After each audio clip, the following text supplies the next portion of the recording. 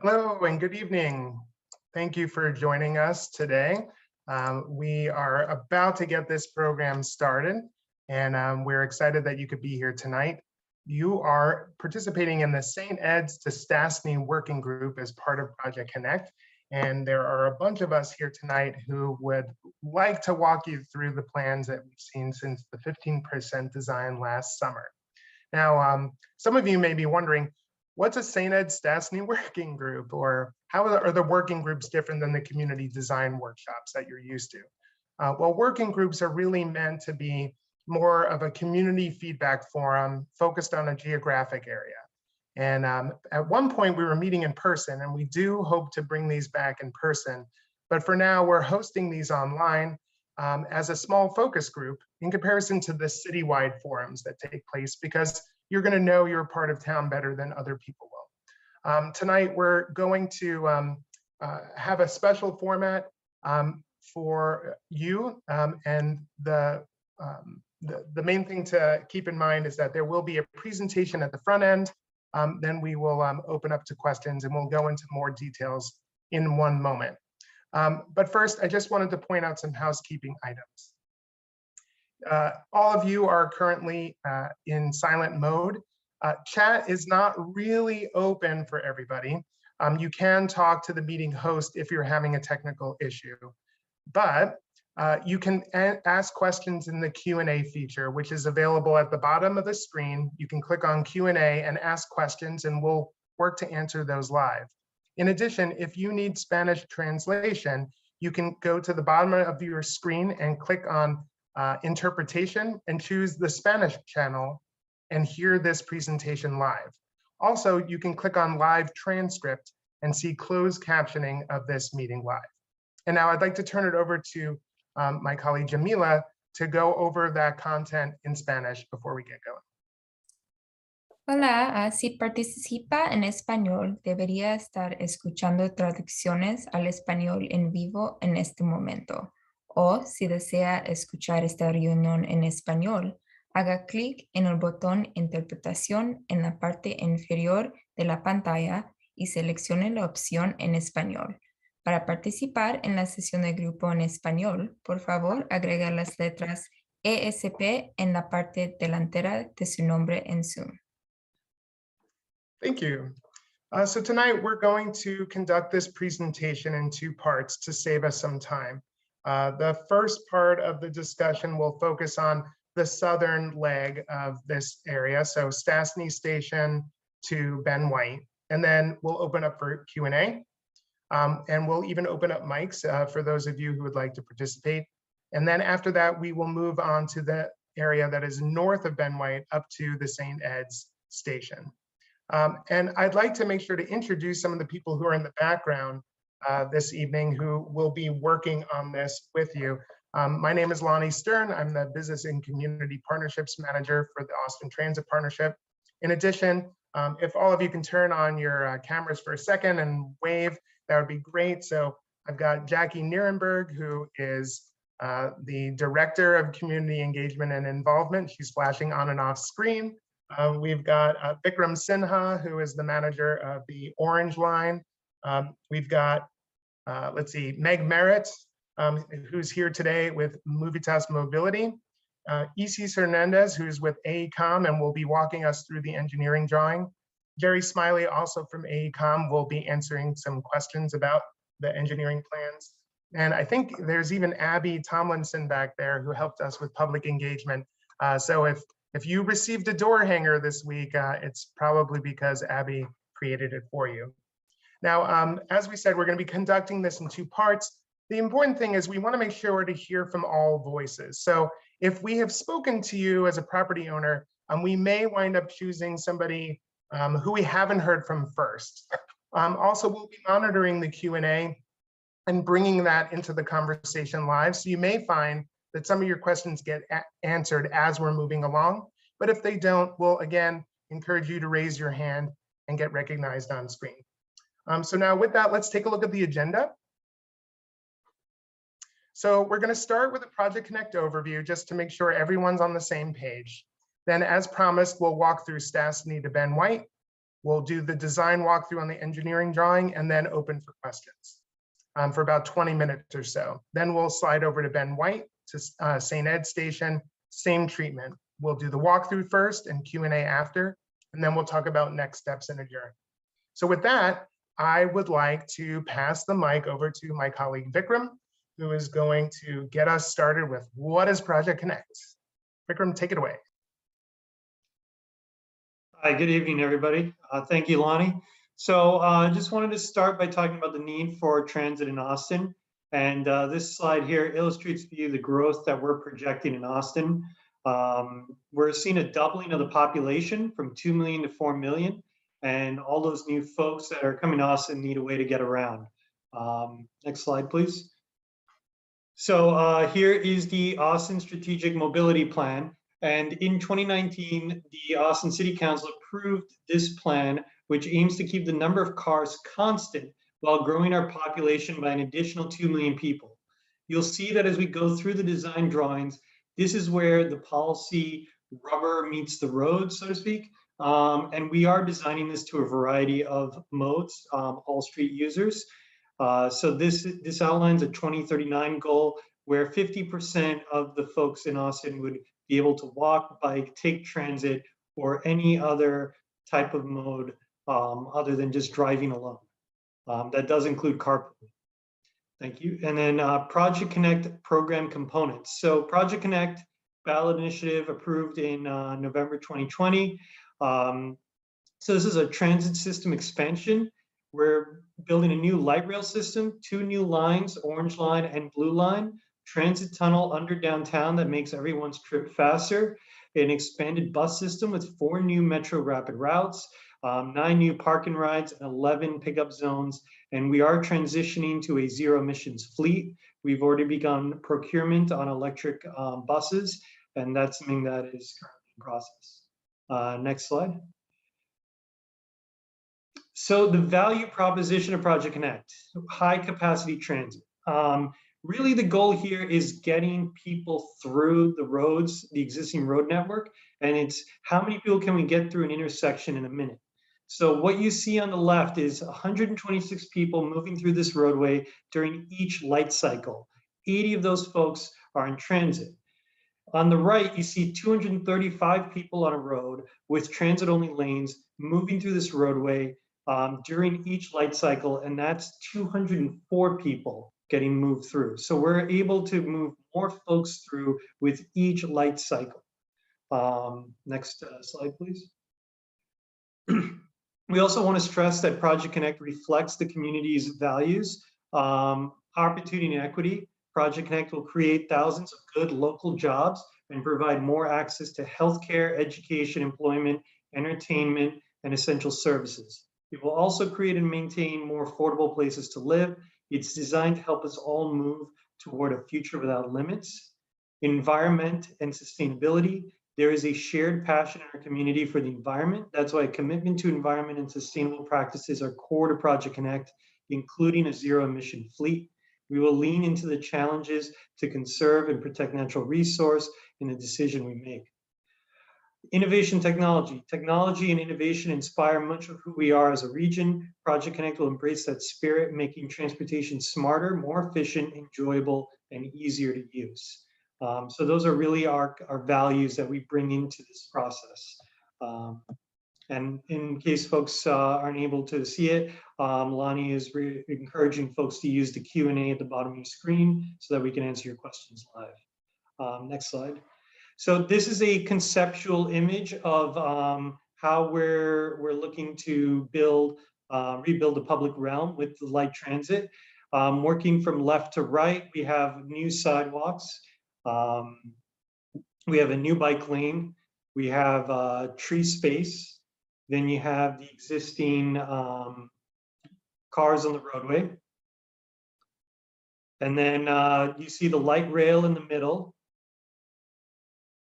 And to the right, you see vehicles headed in the opposite direction, tree space again, bike lane, and new sidewalks. So something for every road user, automobile, bicyclist, pedestrian, and additional trees for shade, and to make a more pleasant environment for everybody, and the light rail in the middle.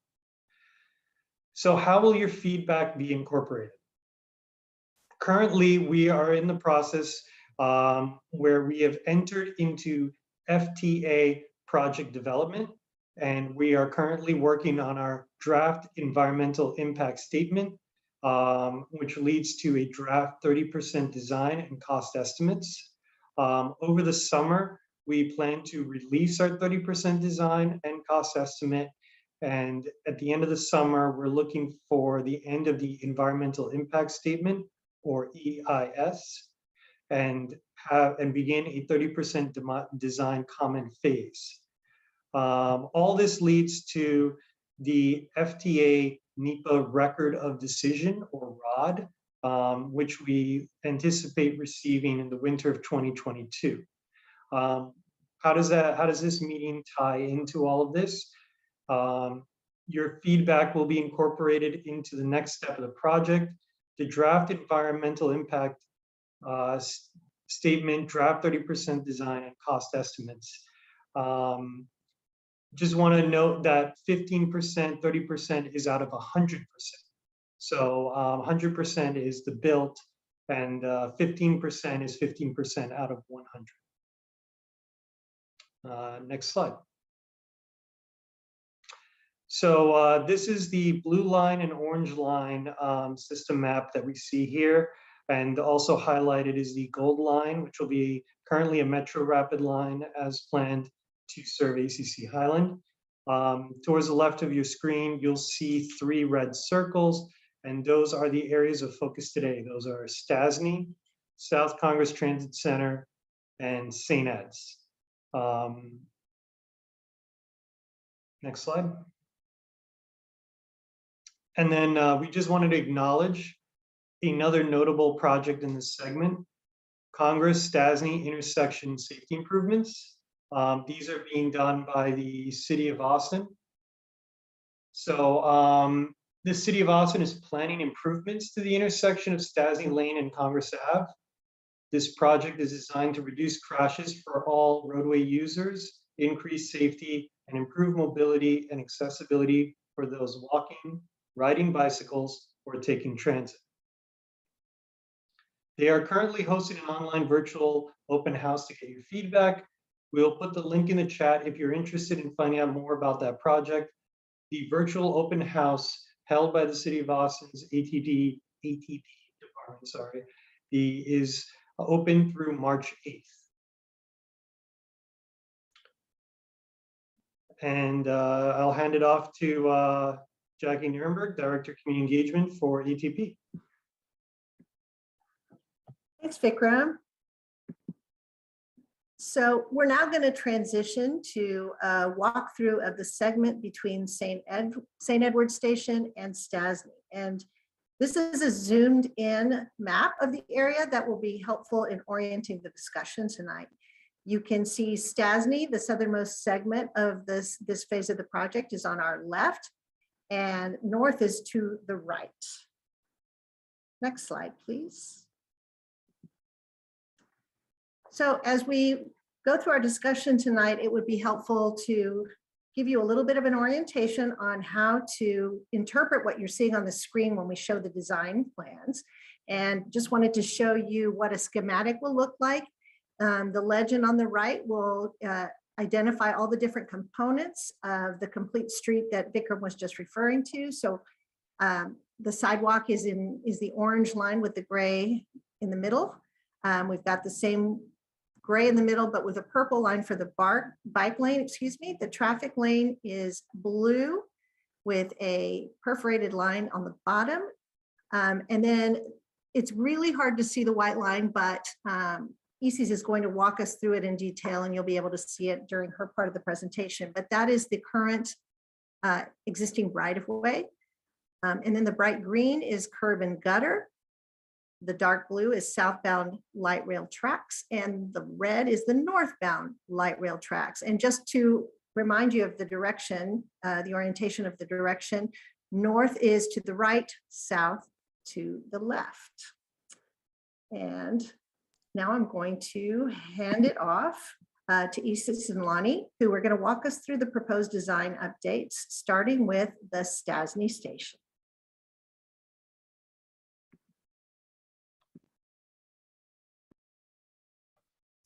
I'm muted. Hello, everybody. Yeah, this Give is me that a fun part where we get to tag team and walk through this. So definitely, I would encourage you, if you're watching, go ahead and put questions in the Q&A. I'll be watching that as well, so I may be able to ask some of those questions live. But then when we're done with this walkthrough, we are going to open up mics. So definitely, if you got questions, keep a hold of them so that way you can ask them live as well. All right, so let's start. As Jacqueline said, north is to your right of your screen, so keep remembering that. And then she also noted that the white was going to be way easier to see here, and it is. So the white is the existing right of way. Just keep that in mind. Let me orient yourself. So right here, this black box with lines, that's representing the station. That's Stassney station. And that will be the last station in the initial investment segment. So south of this still needs to be determined what's the funds that are going to pay for that. But at this point, this is the end of the initial investment. So this station right here is a terminal station. For people who are watching, you know, there are no labels on here. So, you know, could you point out the CVS maybe and like Mockingbird Lane, just so people know where they are generally. So, all right, so that's the CVS, and then Stassney is just below it. Right, Stassney is right here, and Congress. Mockingbird is right here. Okay, so just so we know where we are in place. All right, so there's a platform on the east side of the street over here. Right, okay. And then right next to the platform, you're seeing this big piece, and those pieces are representing a park and ride. So because this is the end of the line, we are proposing a park and ride right next to it, and that's so that vehicles can come, park right there, take the train to go north, and also for pedestrians to be able to access this more comfortably. So that is what you're seeing right here. And then also, I want to talk about the little gaps that you're seeing right here. You're seeing blue dashed lines, but then you're seeing a gap. What's going to happen there? So that is because there is currently City of Boston projects that are in design. And so those projects are going to be built before our project. And that's why we are, let's say, we're going to be matching their existing conditions. And that's why we're not showing anything, because we're going to maintain those projects. I'm going to shift a little bit to the north, and I want to talk about this intersection right here. So before you go too much further, I think there was a question in the chat about the 801. Will the 801 be serving this area? So the 801, for the most part, is going to be, it's running where the orange line is running, right? And so exactly what buses are going to do and where they're going to stop, it's still being studied and analyzed, but it looks like the 801 is going to be the orange line, basically. And then, that 801 service, I believe, is going to continue south to South Park Meadows. So at the very least, it'll still be an expo service to get you to Stassney Station. Yes. And talking about buses, you are going to see some blue boxes like this one right here, and that is representing a bus stop. So obviously we're not showing any bus stops inside of the park and ride because we're still determining how would that look like and where would that be. But there would be some sort of, like Lonnie said, connection for buses here to continue south or east or west or wherever they need to go. All right, so continuing a little bit north, not too far, we have Mockingbird. Mockingbird here is a new signalized intersection that we're proposing, and that is going to provide access to the park and ride on each side of Mockingbird. We don't know exactly the limits of the park and ride, but it's going to be somewhere around this location. And then I also want to talk, I'm going to zoom out a little bit and talk about why we are on the side of the road. So this is a tricky area because we have a creek right here that is running east-west, that's Williamson Creek. And so because we have to create certain vertical clearance for the train and the creek and the floodplains and all of that. We're going to the side of the road. So we are creating that bridge for the orange line. And then we are in an elevated structure right here in a bridge with columns. The transitions to completely being at street level right about here. Where the shading ends, that's where we are completely street level.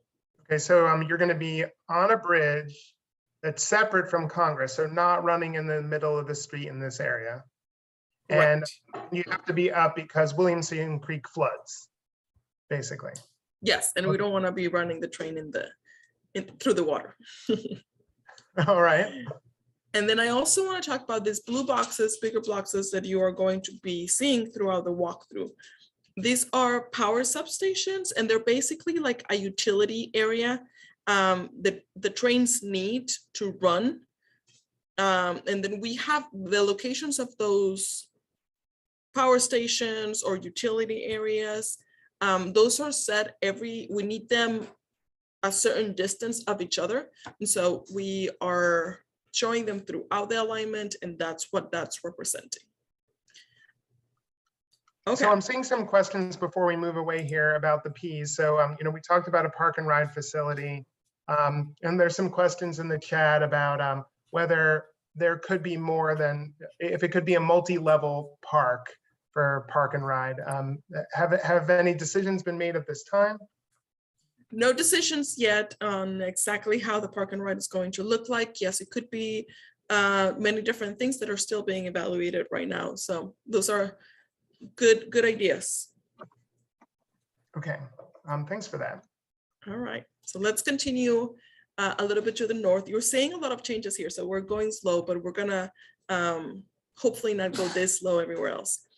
I do also want to mention that this green circle right here is representing Wasson Road being modified to this is a cul-de-sac. So the entrance here for Wasson Road is no longer going to be there. We've been coordinating with the city of Austin, and this is on the list that the city of Austin had of roads that are in the floodplain that needed to be closed. So we're also taking that in consideration, and that's why we're showing that. Okay. Now, outside of all of those details, the orange line is here in an elevated bridge, like I said before, and then we start transitioning back. And then as soon as we are back to street level, we cross to the middle of the road. That's because we want to try to minimize right-of-way impacts, driveways and all of that. So that's why we get to the middle of the road as fast as possible. But before that, we have a signalized intersection right here. This is providing left turns and U-turns. And this is important because just north of there, we also have a signalized intersection.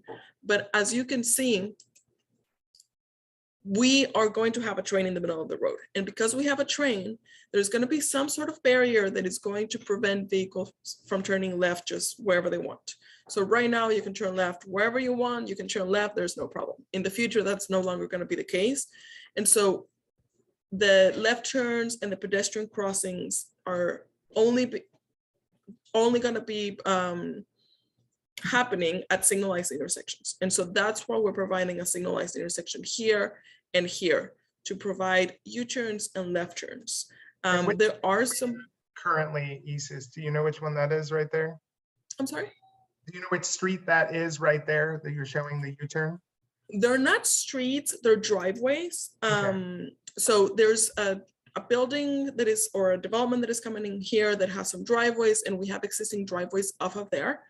But mostly when we did our traffic analysis and our modeling, we also were showing the need for U-turns. And so that's why those signals are there. It's a combination of access to those apartment complexes or whatever it is inside, and also to provide U-turns.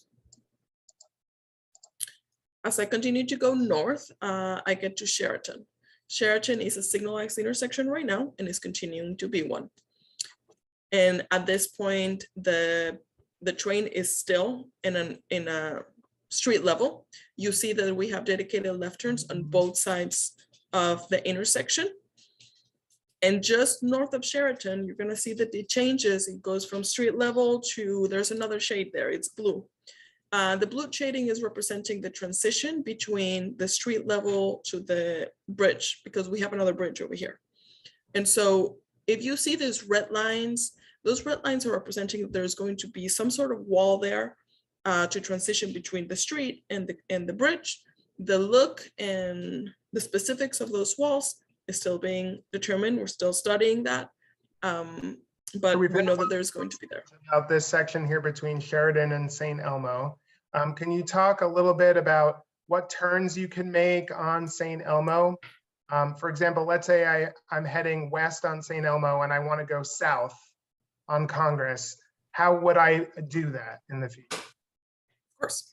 So as you can see right now, we don't have a signalized intersection for East St. Elmo, but we do have one for West St. Elmo. The reason for that is because we need a certain space to transition from the street level to the elevator structure. And so we just couldn't fit it between Sheridan and East St. Elmo. So that's why we don't have a signalized intersection there. So if you're trying to come west on St. Elmo, you would turn right. There's two options that you can take. You can either, if there's light traffic, you can make it to this left turn and do a U-turn, or if it's more traffic and it's getting harder to get into that left turn, you can continue through straight and get to Industrial. Industrial will be another signalized intersection where you can take a U-turn and travel south. Right now we are showing on West St. Elmo this U-turn or left turn for people traveling north.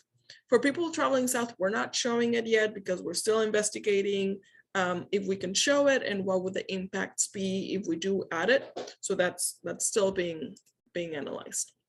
So there isn't a protected left-hand turn heading southbound onto West St. Elmo there, and you're still investigating that. I'm sure some other people ask that question as we move forward. So thought I'd hit there's that a point. protected left turn if you're traveling north.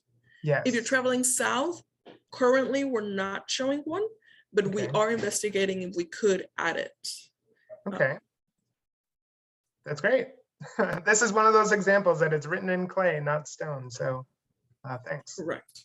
All right. So we're getting close to South Congress Transit Center. I'm excited because that means I can open mics. So get ready with your live questions here. All right. So let me hurry up then. So as you see, just north of East St. Elmo, we're in a bridge structure. We're completely outside of the road. And so vehicles can turn left, no problem. And so as soon as we can, we're turning left and going to the side of the road as well, just like before. And same, similar reasons as before, we have a station here, and we will also have a park and ride in this area over here. Same as before, we don't exactly know the area. We are still designing the park and ride. So, it could be surface, it could be multi-level, it could be, we're still evaluating it. We do have a signal here at Industrial and another one at Radham. These signals are providing pedestrian crossings. We know that there's a need for these pedestrian crossings, so we're providing for that. And we're also have some bus stops right here, and then similar to before, we will have some bus connectivity in the park and ride as well. Do you want me to stop there? Well, yeah, I think we should stop in this area. And since we're here talking about the park and ride, I just thought I'd answer one of these questions I saw in the chat, which is, will the parking spaces still be free? Yes, park and ride spots are free, and we intend for them to remain free in the future. But this is the point in the show where we can open up the mics and you can answer some questions live. I see David Foster, you've had your hand up for a long while. Not sure if you want to talk. If you do, I can open up your mic now and you should be able to speak. Otherwise, I'll just put your hand back down. Are you there, David? Sorry, I didn't mean to raise my hand. No problem. I'll move on to, it looks like Robin Pope was next. Robin Pope, are you there? Here we go. Should work now. Try to unmute. There we go. All right, you did it. Technology, we love to hate it. I am affiliated with the Salvation Army, Yeah. which is the building for which you are placing the transit center right in front of, on.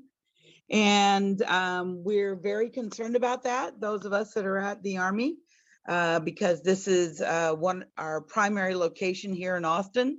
And we are expecting, from the way that it is designed at this moment, to have a very severe impact to our business and what we accomplish there for the community. And so, you know, I know this is a 15% moving towards a 30%, but it may be in clay, but the clay feels like it's beginning to harden. And so want to know if there are options as far as shifting this, let's say, to the south where there is open land, not in front of our parking lot. And also, why did you choose to do it on the west side, where further south you were on the east side? And you know, why couldn't we love the east side better than the west side? Well, Robin, I thank you for your question here, and I know that there were several people who spoke to you today about this, or spoke to the Salvation Army today. And Isis, before you go, I just want to point out, you know, there was a strategic conversation early on in this process about avoiding impacts to people's homes when we could. So if we had to choose, we would make an impact to a business location versus displacing people's homes. In the case of the Salvation Army, we've recently realized the extent of the affordable housing that's on that site.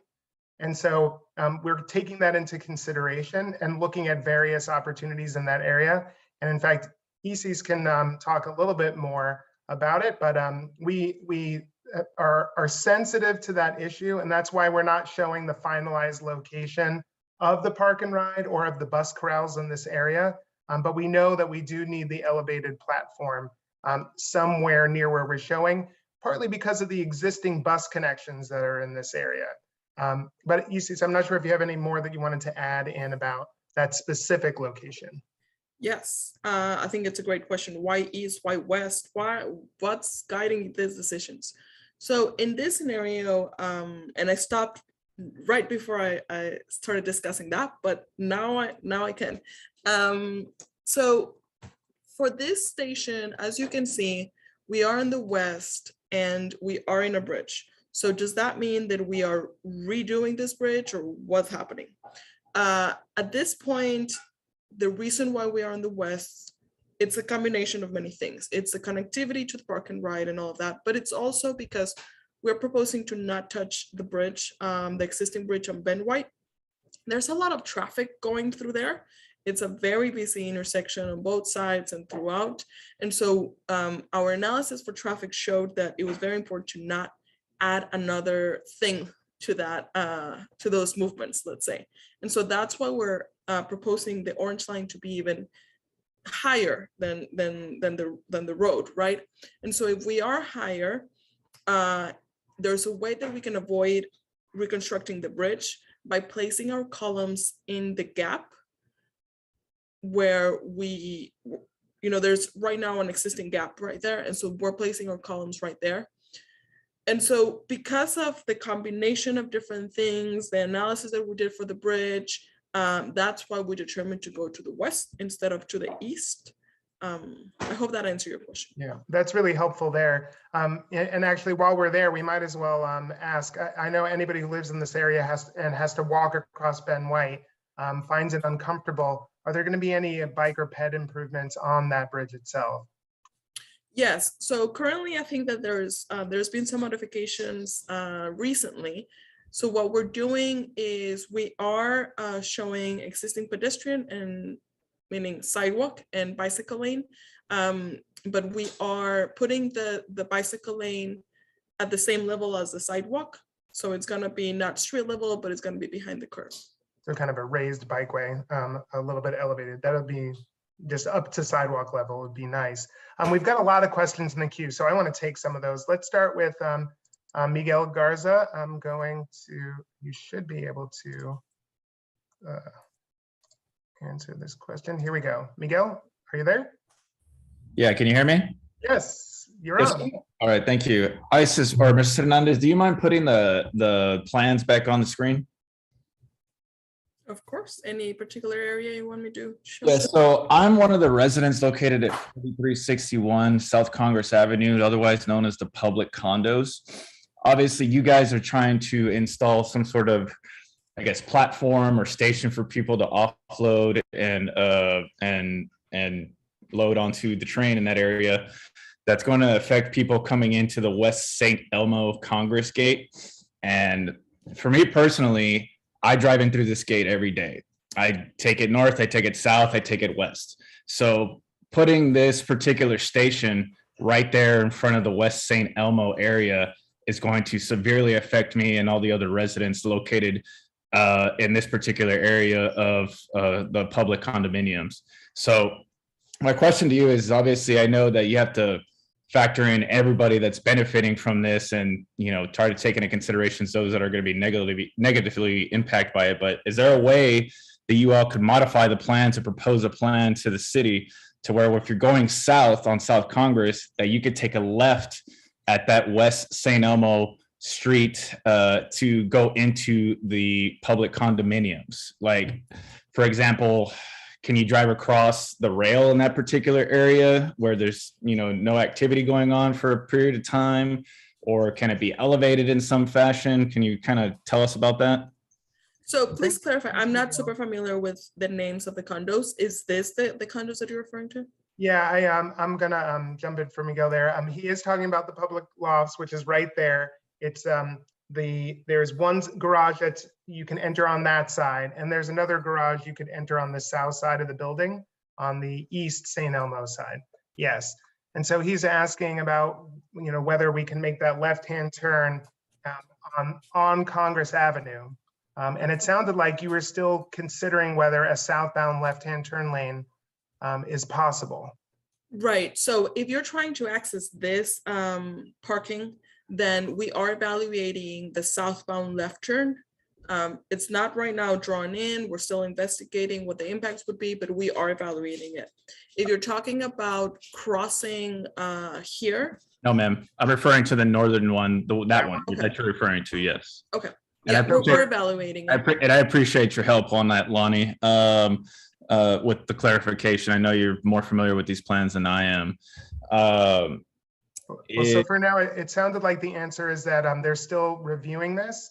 And I'm gonna stop your permission to talk here just to allow some other people to get their questions in too. But right now it sounds like there isn't a left-hand turn plan there. They're still evaluating whether it could work.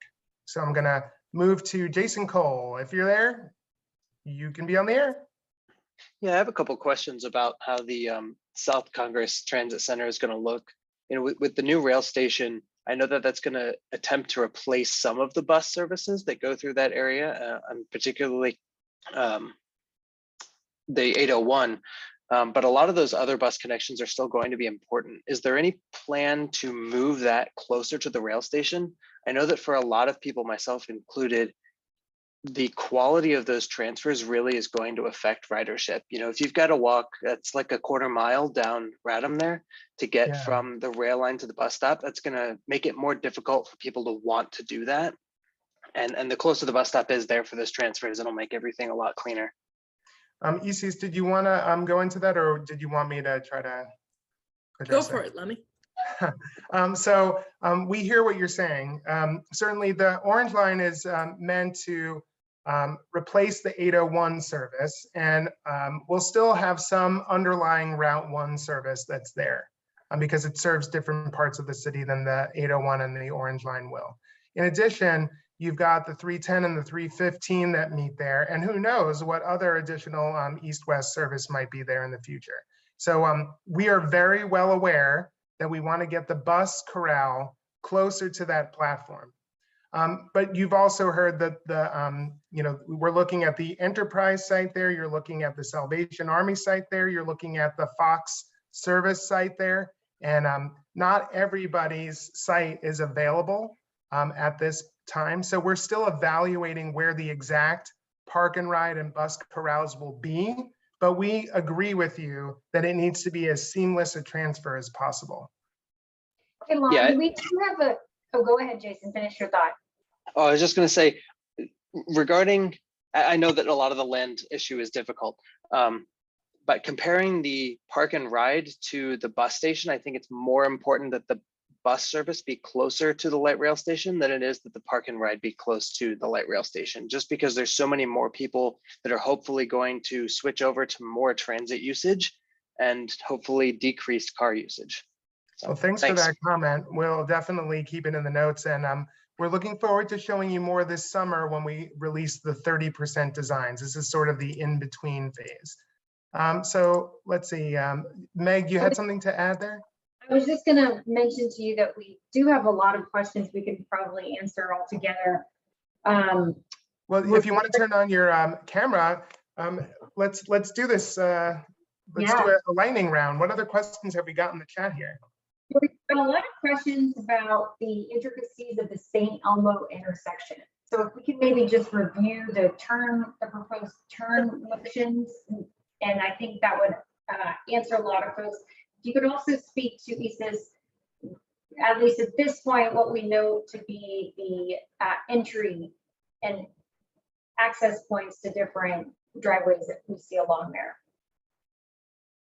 So I guess we've done some of this conversation, but where you're heading south, you cannot make a left-hand turn directly onto St. Elmo West yet, or St. Elmo East yet.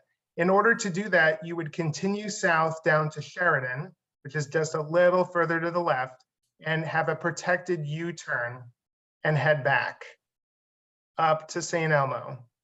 Thank you. I think that clarifies, Megan, hopefully that clarifies your question and a few others. And I also want to mention that this segment is not alone. This is a big question mark for the whole light rail line. And knowing this, our team is putting together an entire discussion on the left and the U-turn and so forth, and all the traffic conditions that we can expect as the light rail comes online. So those meetings are going to be March 28th and March 31st. So please do come to those, and more of your questions about that very topic will be answered then. And I see something else in the Q&A. Isis, do you know how tall the elevated rail will be when it's in front of the public, like over there at St. Well, so over there, how high is it at the park and ride, and how high will it be when it gets to St. Elmo? So in general, we're providing 18.5, which is TxDOT's clearance for Ben White. Okay. So that's what the clearance is going to be. It's going to be like every other bridge that you have. So 18.5 feet, and so it'll be 18.5 feet up in the air at the platform level, and then when it gets to St. Elmo, it'll still be that height. Yes, if the platform level is the 18.5 is from the street to the bottom of the bridge. So that's your clearance. So trucks and things can get underneath that. Then you have this bridge structure and the platform on top of that. So it's probably another, I don't know, I'm going to sing 8 to 10 feet. Okay, so it'll be somewhere between 2 and 3 stories tall. And then when it gets to St. Elmo, it'll still be at that height? Yes. Okay, thanks for that. I see next, Will Fisher has his hand up. Will, if you want to unmute, you can be on the air. Okay, hello, can you hear me? Yep. All right, thank you. So 2 things. First off, I want to thank all you guys for working really hard on making some changes in the city. It's a tough thing to do, to introduce change to people, and I think you are doing a good job in presenting information to people. So second thing is a little bit more abstract. Y'all have services in Spanish, which I think is awesome for a lot of people. There's a huge sizable Spanish-speaking population in Austin. And as anyone who either went to Latin America, grew up there, can tell that the Spanish-speaking population uses the date format of day, month, and year, whenever they write dates and talk about dates, and the Americans use month, day, and year. So with recognizing that there's a huge enough population to have an entire Spanish-speaking support system in place to explain these changes to people for date formats for using for the bus stations and stops and such, have y'all thought about using the international standard of the year, month, and day, and then 24-hour time to portray times and whatnot to kind of eliminate any type of confusion of, especially where there's those two big groups, the English and Spanish speaking populations that use different date formats. The year, month, and day could eliminate any type of confusion and would make Austin more international in how it stands out to the country. I appreciate that feedback. We'll definitely get it in the minutes from this meeting. And also, I'm going to put our feedback email address in the chat in case you want to make sure it's in writing. We will pass it on to our service planners at Capital Metro. And so thanks for adding that to the conversation tonight. Awesome, appreciate it. Thanks. Let's see, Meg, do you have any breaking Q&A questions in the background you want to bring up, or can I go to the next hand? You may go to the next hand. All right, well, that means Jason Robert, I think you are next on The Price is Right. Well, thank you. First time caller, long time listener. There's a lot of development going on just north of the public lofts on the east side, north of St. Elmo, where the St. Elmo Marketplace is going in, Congress Lofts, and another one where the storage units are. That's going to be radically impacted by this too. That St. Elmo Marketplace will probably draw hundreds, if not 1,000 plus cars a day from different directions. Are we taking into consideration the traffic impact that those developments are going to have on this traffic? Thanks Yes, for that, that's Jason. a really good question. Yes, so we are currently coordinating with these developments, and what you're seeing right now as far as driveways, we are matching existing driveways unless it's an approved site plan. But we do know we are keeping track of the developments that are coming in and what they're proposing, and we're coordinating with them. So yes, we're keeping that in mind. And as far as traffic models and things like that, we're also keeping those in mind, yes. And just to be clear, he's talking about the area that's just north of West St. Elmo, and it looks like there's two stacks right there. Those are storage facilities all the way to industrial. Those are going to be developed as different projects. So he was asking about that. And it looks like you have the current curb cuts, but it'll change as their site plans are submitted. Correct. All right. Again, Meg, you can break in anytime you want to bring up a Q&A item. Otherwise, I'm going to allow our next speaker to speak. That's Jeffrey Vortman. If you unmute, you can ask your questions live. Can you hear me now? I can. Great. Welcome. Hi, Lonnie. Thanks for this opportunity to speak into things. I actually live at Public Lofts, and I believe there's about 10 businesses that operate out of the Public Lofts condominiums. And we have maybe around 250 residents. My battery is going to die soon, so I'm just putting that out there. All right. You picked me when you did. And so the idea of not being able to turn left as you're going south from the city onto St. Elmo is a huge concern. Again, 10 businesses, 250 residents. My question is, would it be possible, or could it be possible to keep the train elevated a little further south? I don't know if that's 1, 2, or 3 blocks, to allow all our residents and all our businesses to continue operating, so that they could turn left onto St. Elmo Street going south on South Congress. Does that make sense? My question? Yeah, I think so. Isis, did you want to address that? I think that the big issue there is, can you just slide the elevated train somewhere else? No, I'm not saying Further somewhere down the else. road, I'm saying further down the road.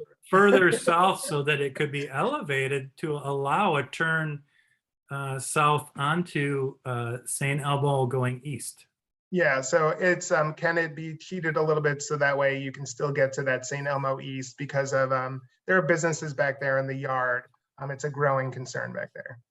Well, So not Jerry, only the yard, we have 10 businesses at public lofts too, that all enter right off St. Elmo. Can you point to that, Lonnie?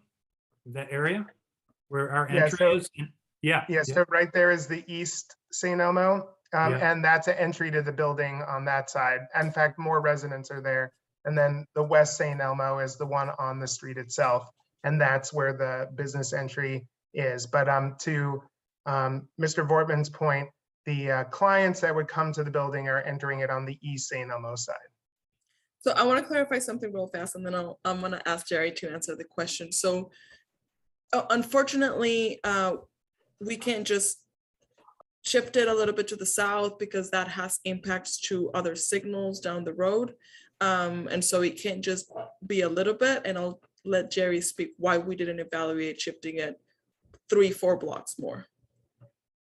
Right. I mean, what you're doing is you're taking a problem and you're just making that problem somewhere else. But the fact of the matter is, in order to go from at grade to an elevated structure, it has a long transition point, and that transition takes time because the train can only climb at a certain grade.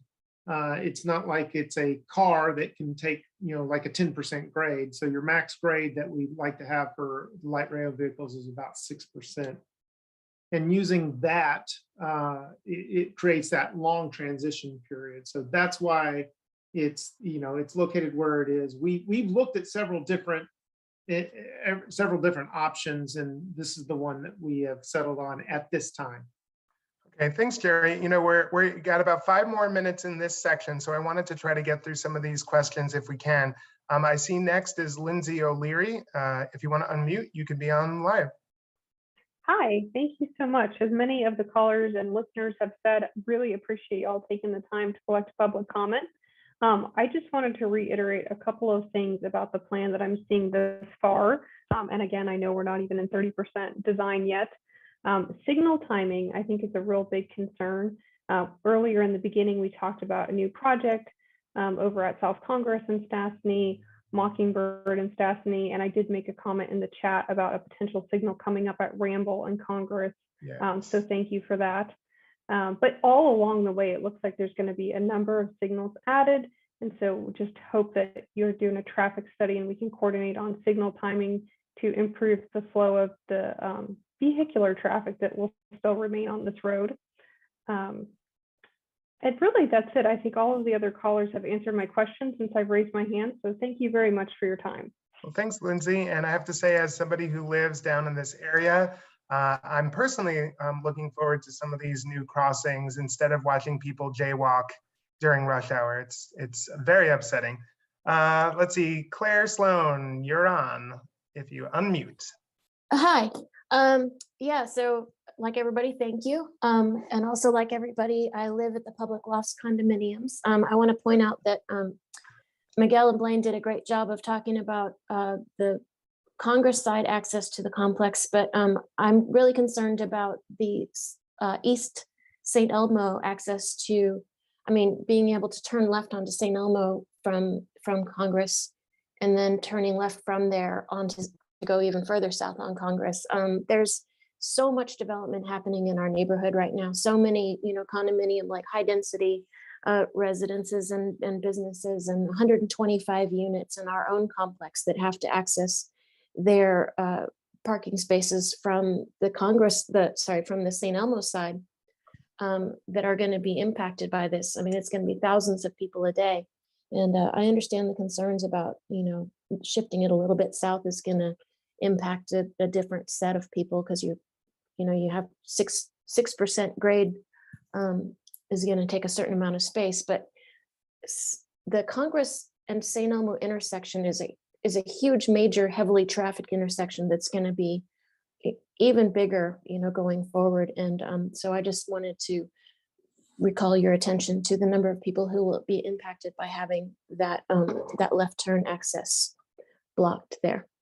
And that's what I have to say about that. But also I want to say thank you very, very much for all the hard work that you guys are doing to make this project work, because I'm really excited for it.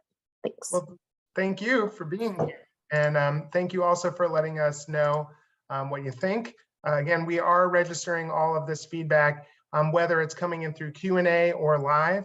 And so I'm doing my best to get through it. We've got these last two hands raised, and then we're going to wind up jumping over Ben White. So just get prepared for that. So let's see, Kale Newman, if you want to unmute, you can go on.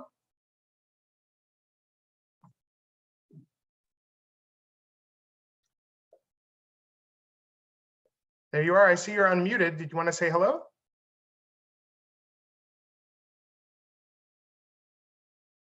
Kale, you might have to unplug your peripheral or check your mic a little bit and get back with us. I'm going to leave you unmuted just in case it starts working, but I'm going to move over to Melinda Fitzgerald to close out our Q&A section in this area. Hi, thanks very much. I also am associated with Publix, and Claire's our homeowners association president. And I did want to point out obviously there's a lot of changes to what you have here, because I'm looking at this map and it's not even close to what it is now. And so like a gas station is built that was going to use the street light on Congress. And if this stays, then, that's not going to work, because they were depending on people going straight. And I think you've addressed most of the issues. But, again, as Claire pointed out, there's a lot of changes and a lot of development that's going on, and a lot higher density that's going into just this few block area with the St. Elmo, and they're starting to take down the storage units. They took down several other storage units. And so I know that this will look tremendously different later on. And thank you very much. Well, thank you, Melinda. And you're right. This area is really changing very quickly. And that's part of the reason we're bringing this service to this part of the city. We know that a lot more people are going to live and work and shop in this area very soon. But let's see, I think we've gotten to the end of this section. Isis, do you want to have some closing thoughts here before we try to jump across the highway? Yes, I do want to clarify or just, mention that, yes, this aerial image doesn't even show what's happening, but we are coordinating with the city very closely so that we are aware of the changes that are happening, that gas station, those businesses that are coming in, we are aware, and just coordinating with them. And again, just in case some of you might be transitioning, because this was the area you were interested in, there will be a 30% design rollout in the summer, and then a public hearing that'll be for the Federal Transit Administration shortly after that this summer. So you will see this plan updated at that time. But this again is a critical moment where you can give us your feedback before we finalize these plans for that summer rollout. So now I guess we're going to make that transition, right? We're going to hop over Ben White. All right, so again, we're up in the air over Ben White. So walk us through how we get back to the surface. Okay, so we already talked about how we cross Ben White.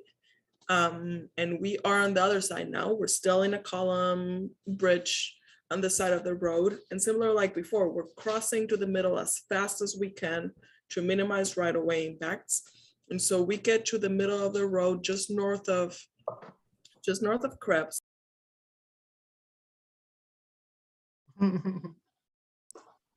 Excuse me. So just north of Krebs, we're in the middle of the road, and we start transitioning from that bridge structure to a at-street orange line, right? And so that's the blue shading that you're seeing right there. It goes from Krebs all the way to just south of Alpine or Pickle. Okay, right. And so this is one of those examples here so far as I'm seeing, where there's a large apartment complex on the east side of the street. And so it looks like the design has been built to avoid impact to those homes. Yes, and this is a tricky location because it's not just the homes, but if you're familiar with them, they have elevated shops and they have a sidewalk that it's elevated that provides access to those shops. And then we have some underground parking and things like that that are impacting our design. Okay, and just to clarify what we're looking at, that building has the Ethiopian restaurant in it and the drinks at the corner, and then across the street is the mobile and the papalote, that kind of stuff over there across the front. Okay. Yes, and so because of that, we are shifting a little bit away from the existing right-of-way. Unfortunately, we're not able to be all the way up to the right-of-way because of existing structure that is there, just difficulty in the design. And so because of that, we're a little bit further away, but we're also reducing from a separated bicycle and sidewalk facility into a shared use path. And that's, in an effort to minimize right-of-way impacts. On the west side, we are showing a separate bicycle and pedestrian facility. And as we get north, we get to Alpine and Pickle. We are showing. That's where you would go to get to Cosmic in that area. Right. Okay. Right. So as you get here, you see there's big changes to this intersection. We are removing the slip lanes on the east side of the intersection. We heard comments, we heard it from a lot of people. So we're removing them. They're no longer going to be there. But because we are just coming out of that transition point between the aerial and the at grade, and we need that extra width, we're not able to provide that northbound left turn, unfortunately. And so we're only providing a southbound left turn. That is because we're trying to minimize the right-of-way impacts, just visibility issues. We have some concerns there, and that's why we're not providing that left turn. Okay, so if you wanted to get to Cosmic and you were heading northbound, can you turn on Krebs, or do you have to go further north? You would have to go to Woodward or Lightsey and take a U-turn. Okay, so or take South First Street. Right, exactly. Which is, it's an important point, right? This is not the only. It's not the only street in the city of Austin. That is correct. Right.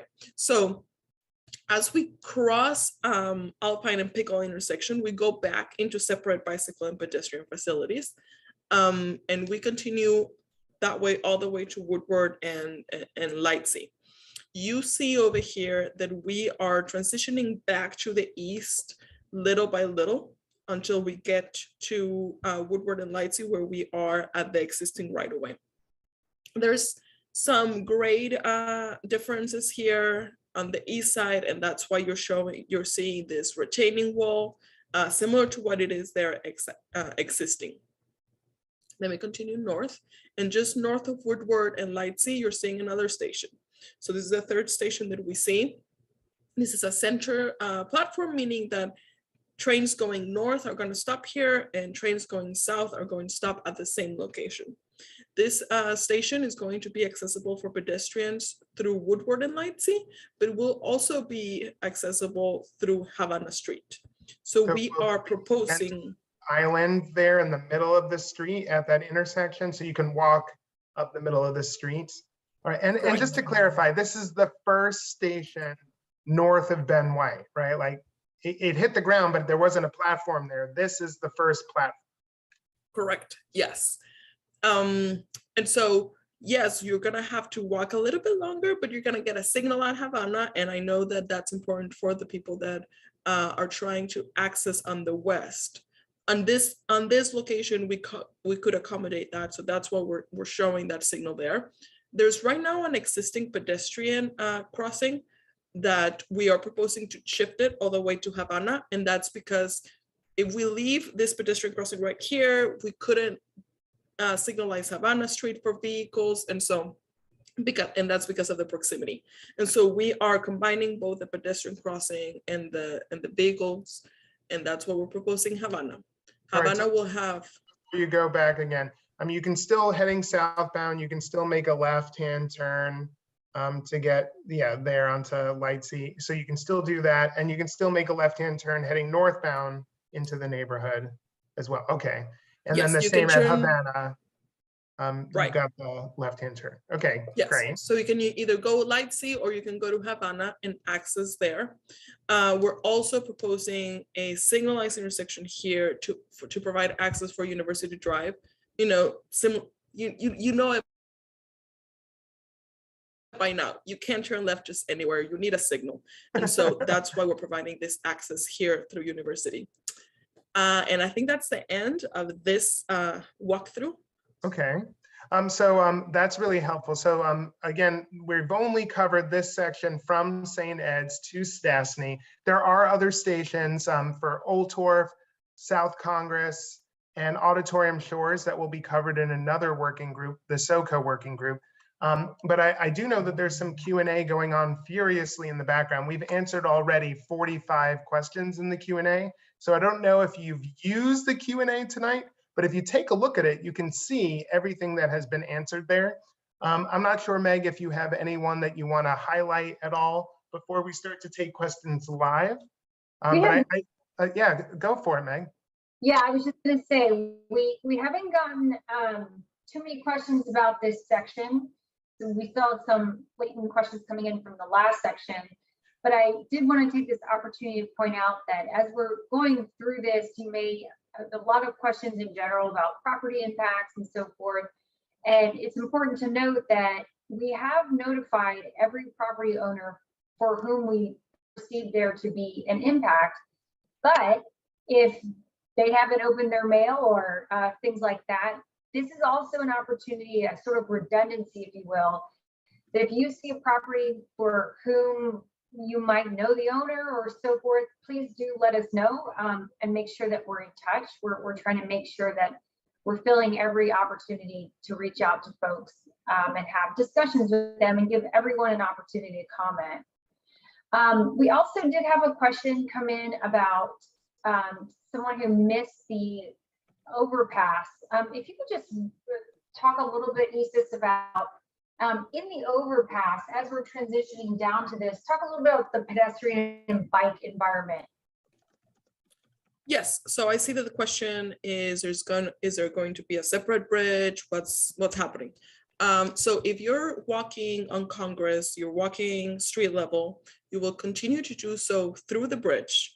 We are providing we're providing a sidewalk and a bicycle lane, both behind the curb. Right now, there's an existing bicycle lane that it's at the level of the street. So we're raising it, but you would cross that intersection like that. Once you get to this area right here, the station will have elevators and stairs, and that would give you access to the platform that is elevated. So no, not a separate bridge, but that's how you get access to the platform. In addition, I think I see a question that was about the Stassney section. This is really about the streetscape at Stassney.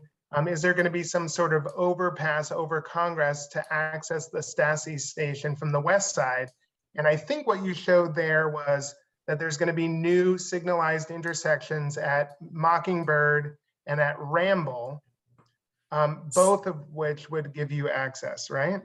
Yes, so there's an existing City of Austin project that is happening that is signalizing this intersection right here, and then we are proposing to signalize Mockingbird. So there's going to be two signalized intersections in the vicinity that will provide access for pedestrians to cross east and west.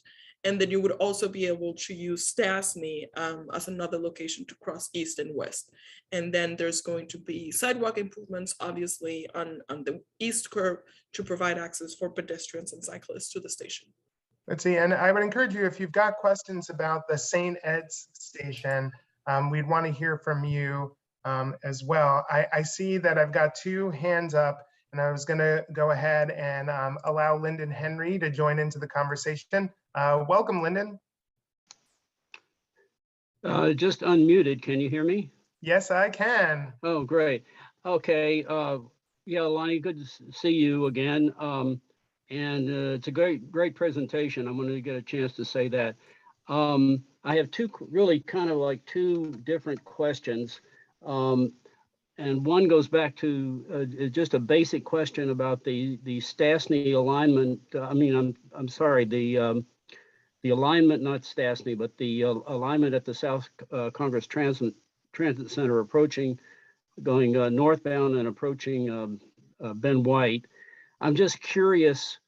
Let me put my question this way. So it goes into an elevated alignment there because of the need to have an elevated alignment over Ben White. And I don't understand the need for that, because you could have an at grade alignment and still go into an overpass over Ben White, just like Congress Avenue does. So I don't understand that, because that that entire elevated section I thought was going to solve some problems in terms of impact on adjacent businesses and access and stuff like that. But it looks like it has introduced a lot of complication, whereas an at grade alignment generally doesn't. So that's my first question. Or let's stop it there first. Okay. I'll let you ask the second one. I'm not sure, Isis, Jerry, or Sophia, if any of you wanted to talk about why we're going with the elevated alignment to cross over Ben White rather than an at-grade alignment from that point. Jerry, I see that you unmuted yourself. Do you want to take this? Yeah, I can start and you can help answer with the technical answer.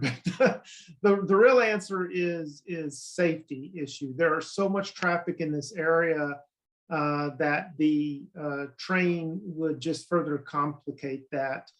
The proximity of a station mid-block to that whole Ben White intersection would also cause all types of problems because you're having to slow things down so much. This way, also, there's a significant advantage of being elevated in that it does not slow the train down through this area. So we're able to actually keep up the speed. And that, of course, helps with your ridership by not So it sounds like you're saying operating like a streetcar. You know what I'm saying? So it sounds like you're saying, like, when you get to Ben White, both sides, there's a lot of traffic going north, south, east, west, as well as slip lanes, as well as people running across the street, as well as sometimes encampments in this area. Yes. And so it's a lot. And so you're just taking yourself up and out of it rather than mixing. Okay. And, so that's and we don't have to rebuild a tech stop bridge there. So because we can actually go in. So there it is. So and that avoids a cost of having to rebuild that bridge. All right. So Lyndon, hit us with number 2. Yeah, you could go back to the St. Ed's station placement. I saw one of the station, I think I saw one of the station platforms, but the graphics are not too good at illustrating where I'm trying to see where the platform is. It a center? It's a center platform. Yeah, with the hatches and okay, so it's a single large center platform. Center platform. And where You're is right. it? There was a time that we were looking at splitting that platform, kind of the way the 801 does today. But now we're moving. It seems like we're moving forward with that center platform. Okay, and where is that in relation to the main entrance of St. Ed's off of South Congress? Is that further to the north of that? So I have to say, Lyndon, it depends on who you ask. If you're a bus rider, you think the main entrance is right where the platform is currently, and you can see that with all the desired trails on that green. Now, if you come by car, you might think it's at University Drive, which is where Isis is pointing to now on the northern side. So it's a little set back from that main driveway. Okay, thank you. Yeah, thanks for being here. I see next that Nancy Crowther is here. I'd love for you to be able to speak. So how about I click on that and you unmute, and then we'll be ready to go. Are you there, Nancy? I'm here. All right, let's do it. Welcome.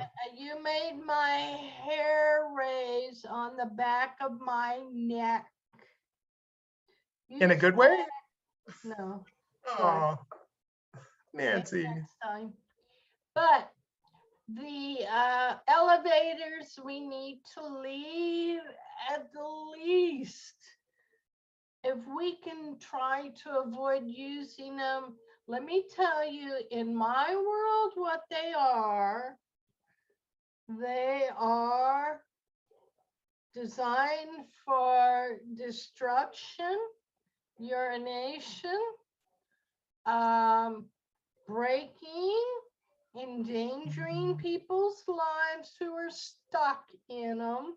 I've been in one too many in my lifetime. And, you know, over the last 40 years, I haven't seen a lot of improvements. Elevators still break. Even if you look at them, sometimes they break. Whatever you can do to try to avoid using elevators, even if it's a gradual switchback, etc., it would behoove people who have been involved with elevators. And one, they're a pain in the butt because they do break down. They will break down when it rains, it snows, it's hot, it's dark, you know, when it's not convenient. It's going to cost a lot more in my estimation. And you might as well just have it next to a fire department. Okay. Well, thank you, Nancy. I really appreciate the work that you do to represent the community in all its forms. And I know that we're going to be having a bigger discussion even about the subway sections and about how to navigate from street level to underground. I don't know, Isis, can you talk at all about this?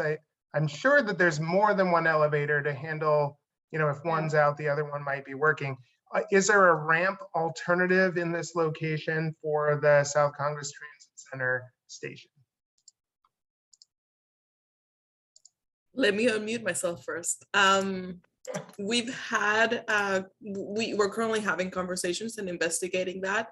I can say that at least what we're proposing right now is that there's going to be at least 2 elevators, so that yes, we know that they break, we are, you know, it happens. And so that when that happens, there could be another one working. The problem is, you know, the space that the ramps, even if they're switchbacks, would occupy, but we're still investigating that. Yeah, we are trying to be sensitive to this issue, especially for people who have mobility impairments. It becomes difficult if you're very dependent on that elevator and something malfunctions, then effectively that station is no longer accessible for you. So we've been reviewing several locations, including Pleasant Valley, and we'll probably come back to that one.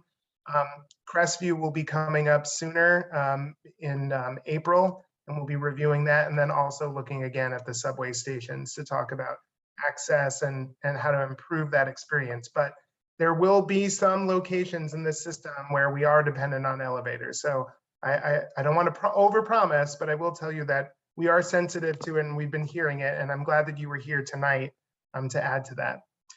Let's see, I see another question, a hand raised, Robert Delgado.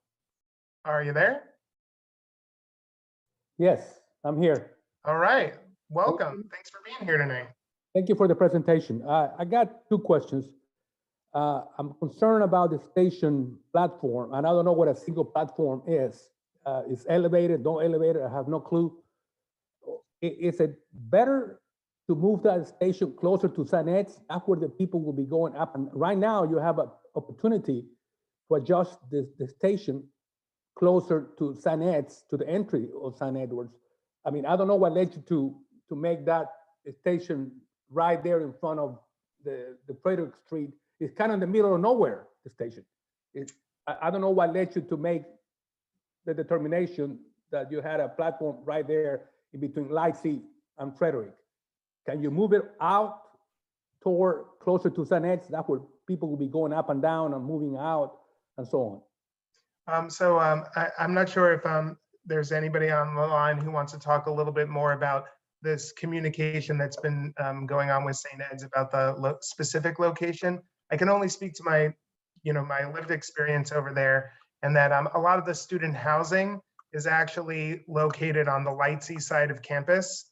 And so you can see that there's much more heavy use walking from that side to the 801. If you look at the next time you're over in that area and you look at the grass, you can see that the heaviest walking traffic comes from the Lightsey side, not from the University Avenue side of the grass. So that indicates where our users are coming from. But then separately, I think that there may be some discussions with St. Ed's that are influencing this too, and what their future plans are in this area, or perhaps one other lot that's nearby that's influencing it. Does anybody have any thoughts about that to share? Lonnie, this is Jerry. You're exactly right with regard to, there's actually the majority of ridership is coming from the Lightsey Woodward area. And there's also a couple of actual engineering constraints that are there near the St. Ed's entrance.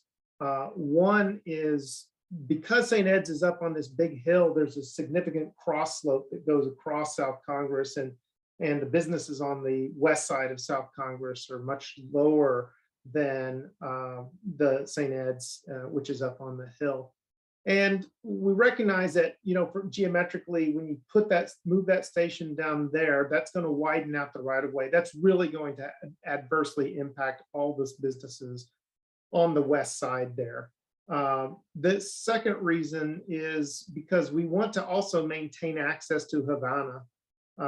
If you can circle that, Isis, that is the primary entrance into that west net side neighborhood over there. And we're actually going to create a new signalized intersection there at Havana. So, you can't see it as well on this map as perhaps if you were on Google Maps, but Havana goes right through the center of a whole bunch of concentric circles for the neighborhood. So Havana, for that neighborhood, is the main street, and it was important to maintain that crossing there. If you slid the platform over, it would block that crossing to that neighborhood. It's a good question, Mr. Delgado. Well, let's see, we're getting to the end of the time that was set aside for this discussion tonight. So many questions and so many people who are here tonight. I really appreciate that. I want to make sure that you know that everything that has been put into the Q&A and chat is being recorded. In addition, this event tonight is being broadcast on Capital Metro's Twitter and Facebook feed. So if you want to rewatch it, you can go right back to it, or you can share it with other people who maybe couldn't make it here tonight. If not, you can always go to projectconnect.com to the Get Involved page. And at the very bottom of that page is the Project Connect engagement library. Every meeting we have hosted is there. All the PowerPoints, all the engineering drawings, all the videos. You can go there again to projectconnect.com and to the Get Involved page. I think, I don't know, did somebody else want to cover this, or did you, shall I go ahead and invite everybody to participate in working groups? Yeah, keep on going, Lonnie. All right, well, so we have working groups all along the orange and blue line corridor. Tonight, we were focused on St. Edward's Stassney. We're going to be revisiting a conversation on Thursday, February 24th for the drag and reimagining that section of town. In addition, we are planning additional working group meetings for SoCo, North Lamar, North Line, South Line. March 8th is Metro Center Airport, and we may even come back to Riverside to talk about that intersection again soon. In addition, I would encourage you to be on the lookout. In the end of March, we're going to have some preliminary walkthrough with frequently asked questions about the environment, traffic, and anti-displacement plans. That's March 29th and March 31st. And then this summer will be the 30% design walkthrough. And then finally, just to put a point on it, everything that is asked, all of your questions, it truly does inform the decision-making process. It also informs what meetings we have in the future, because sometimes based on your feedback, we need to redesign a section. So we may be coming back to you again soon. And Lonnie, I'm sorry to jump in here. This is Jackie. Just wanted to mention that the questions that don't get answered tonight, what happens with those? So we've got the Q&A documents here. We're still working through these questions. There will be a complete archive of the meeting that is available on the Get Involved page. But in addition to that, all of the questions that are here go to the design team, not only at ATP, but also the City of Austin and Capital Metro, and informs the design process as we move forward. Thanks, Lonnie. All right, well, with that, we're just about out of time tonight. So I wanted to thank you for taking the time for joining us and encourage you to go to projectconnect.com for more. We'll